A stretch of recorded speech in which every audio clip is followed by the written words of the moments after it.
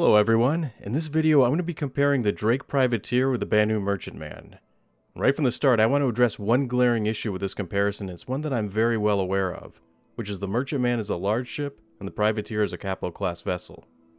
I know in a lot of people's eyes that they're not going to see past this difference and are going to immediately dismiss this matchup as being unfair and not a real comparison at all.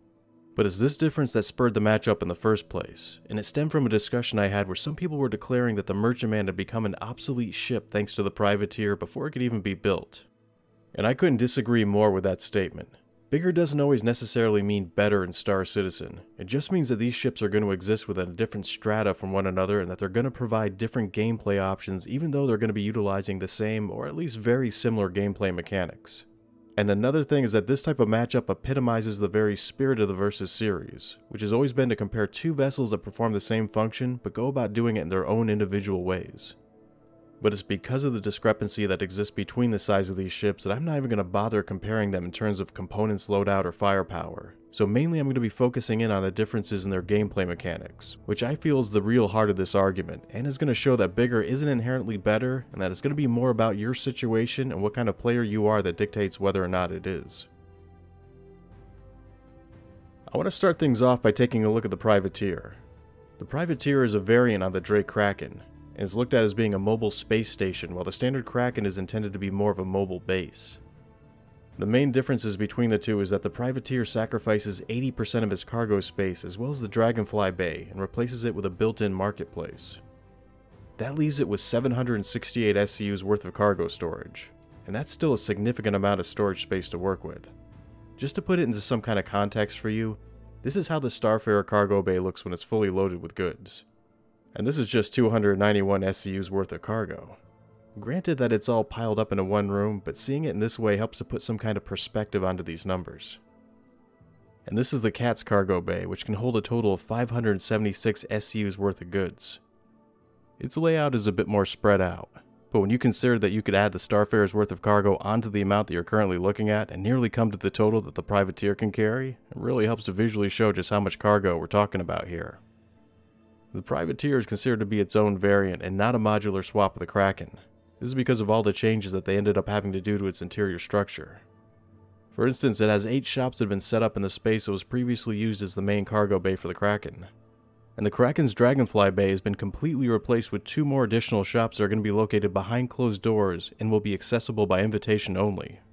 This section of the marketplace is going to be heavily shielded from outside scans, so it won't have to abide by the trade restrictions that have been set up by the local system, meaning that these shops can act as a mini black market that's used to sell contraband. The Privateer also replaces some of the large storage tanks that are found in the Kraken with extra habs that house the NPC crew. There are going to be 10 habs in total, which breaks down to 1 for each of the shopkeepers. Each shopkeeper is going to have a limited amount of storage space, so you're going to have to manage it wisely. The shop's inventory will be located either underneath or above the shop depending on which marketplace you're talking about, and they'll each have access to a secondary hold that's used for storing regular cargo as well. The shops themselves are going to be basically converted cargo container crates. You'll choose an archetype for that shop, which will determine what kind of goods it is going to sell, and then you'll be able to hire a shopkeeper to operate it. The Privateer's owner is going to be responsible for purchasing the stock of items that they're selling. Each shop is going to have its own individual cargo grid that's not going to be shared with the other shops, and when that vendor's cargo grid is empty, you're going to need to go fill it up again. You're also going to be able to individually set the profit margins on the goods that you're selling.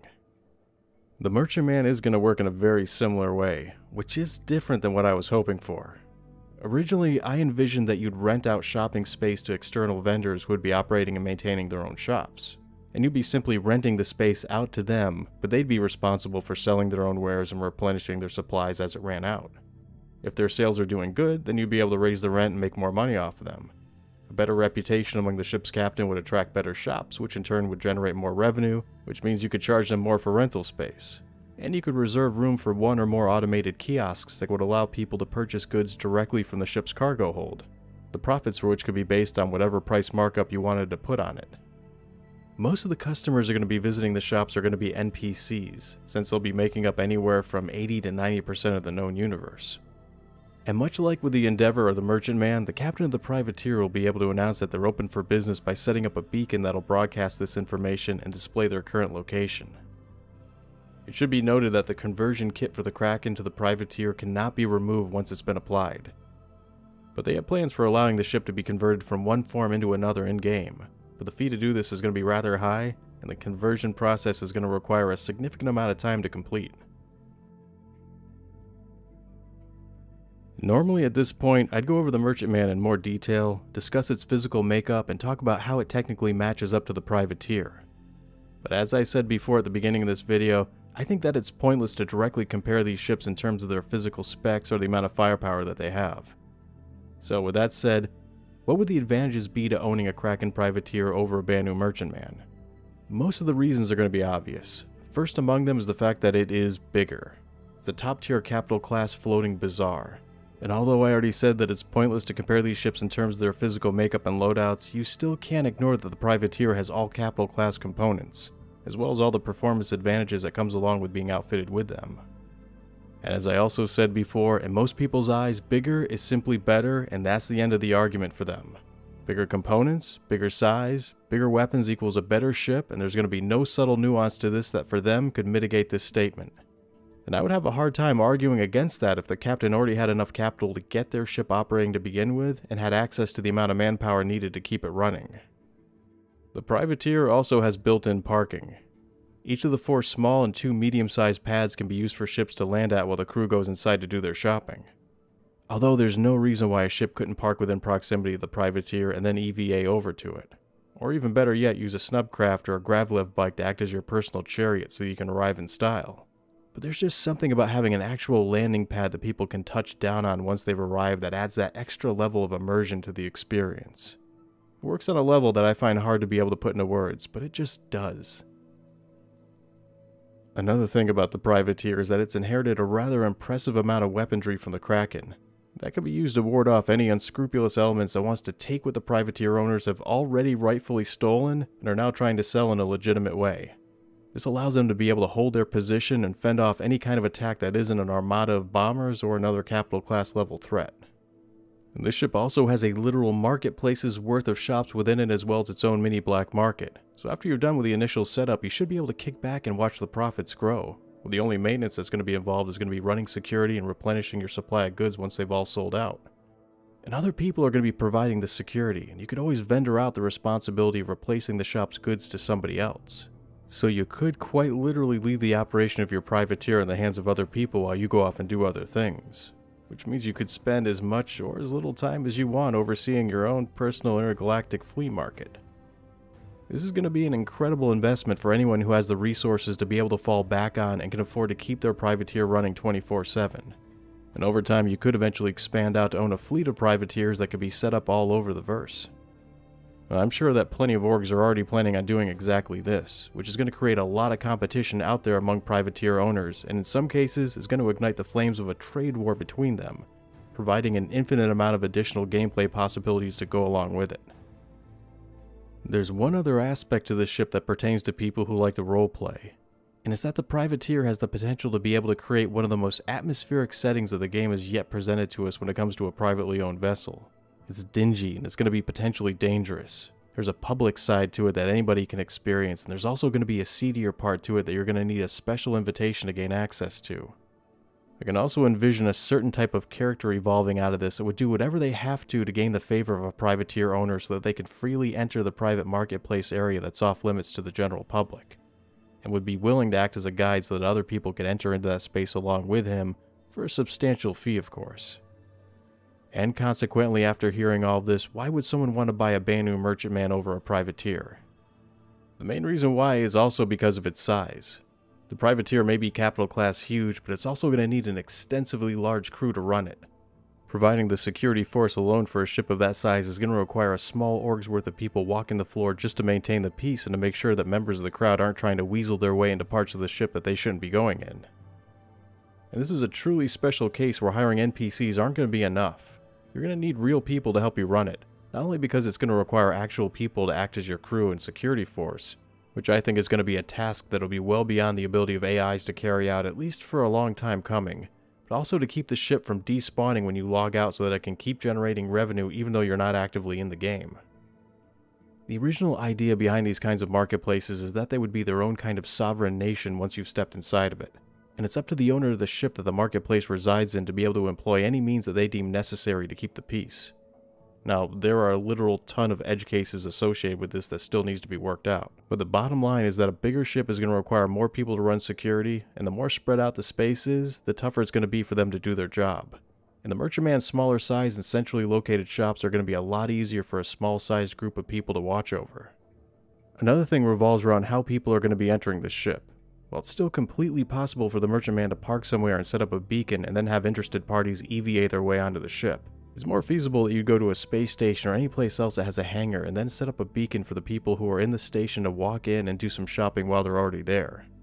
This is going to preemptively solve one aspect of security for the Merchantman owner, where people who have entered the station or starport will have already gone through a security checkpoint when they came in.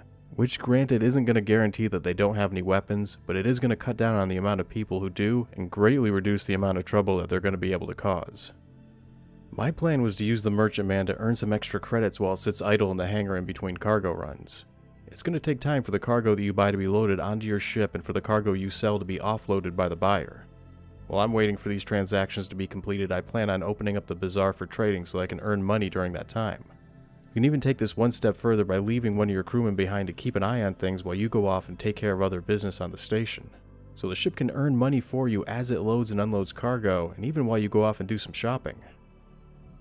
The station itself is going to provide all the protection that you're going to need from external threats, so you're not going to require anyone to be manning the weapons.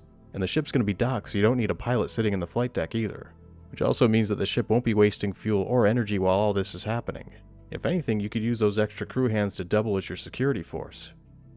There's something else about the Merchantman that I feel that I should address, and it's something that was brought up by the 890 Jump and the Carrack.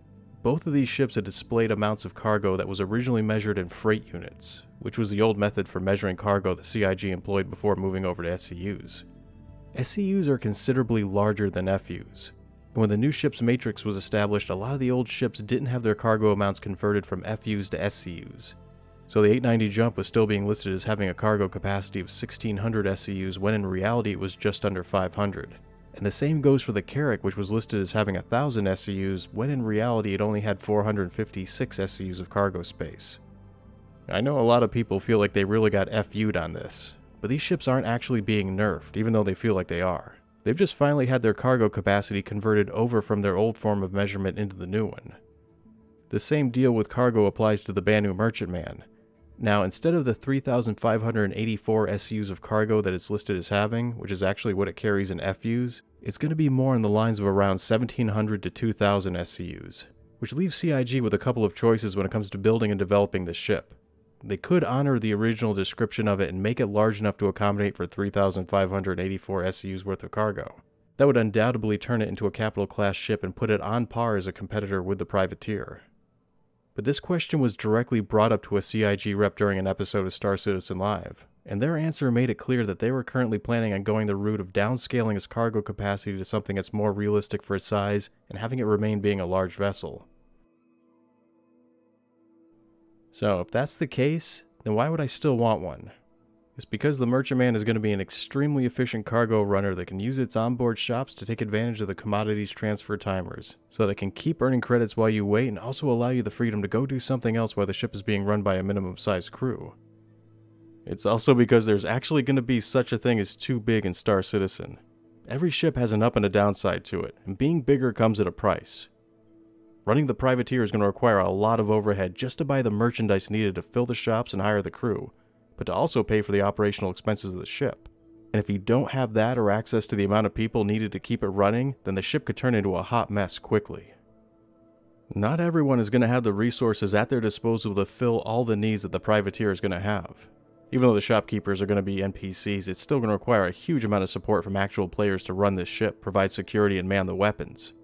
And quite frankly, it may be tough to get people to fill those roles who may want to be out there doing other things that are a lot more exciting in nature, rather than spending their gameplay sessions sitting around babysitting a bunch of NPCs. Being a third the size of the privateer means that the Merchantman is going to be a lot less as expensive to operate and maintain. It's going to need a fraction of the amount of crewmen to run it, and it's also going to be a lot cheaper to hire 2 escort ships than it would be to hire 9 gunners. Another thing is that the Merchantman is designed to be more of a dynamic experience than the Privateer. It'll be a lot more maneuverable, both in space and how it handles when traveling within an atmosphere. Which means that it's going to be more mobile. It's going to have a wider range of places that it can visit, trade with, and set up shop at. It's meant to be more nomadic in its behavior, and to more easily be able to get from location to location, setting up shop for as long as you feel that the UEC is flowing and the trade is unrestricted. But as soon as things start to dry up, you can pack up your ship and move on to a better trading ground. While the Privateer is going to be more of a find a good place to set up and let the traffic come to you kind of an experience. It doesn't have to move. It can motivate others to do the moving for it. In a lot of ways, it could be looked at as its own kind of mini Olisar. Now, I'm not saying that you can't use the Privateer to do the same things that I described the Merchantman as doing. It's just that the Merchantman is going to be better suited for that kind of gameplay. Holing up at a space station isn't going to be the Privateer's style. It'll be too high profile of an environment, and that's going to be the most likely of places to attract the wrong kind of attention for what it wants to do. Plus, that kind of situation nullifies most of the advantages that the Privateer has, like its big weapons and shields, built-in parking, and the ability to handle a larger volume of people. And it's true that the Privateer is also going to be able to land planet-side, but if everything goes like CIG is saying it will, then the Privateer is going to struggle a lot harder to get back into orbit, and in some situations could possibly require the help of an SRV to make it all the way back out into space again. Yet another thing that the Merchantman has going for it is that it's going to be a better choice for doubling as a heavy freighter that you primarily use to go on cargo runs with. And even though its current listed capacity is going to be a lot less than it was originally stated to be, it's still going to number in the thousands, which when you compare that to the Pioneer's 768 SCUs is still going to be a lot higher. And lastly, I already talked about the atmosphere that the Privateer creates, but the Merchantman is also going to provide something that's potentially even more interesting, and that's having the interior of an alien ship, which is going to be a unique experience unto itself. So when it comes to which ship is better, hopefully I've helped to point out a number of ways that shows that it's not the size of the ship that matters, but it's about what you're looking for out of these vessels based on what your particular gameplay style is, what your level of commitment is going to be to the game, and what kind of in-game resources you're going to have to fall back on. And based on what your answer is to these questions are going to determine which one is going to be the clear choice for you. I'd like to thank everybody for liking and subscribing to the channel, which increases its visibility to other people and really helps the channel to grow. And a special thanks goes out to my backers who have continued to support me, because if it wasn't for their help, I wouldn't be able to continue making videos. I'm your host, Law of the West. Thanks for watching, and take care.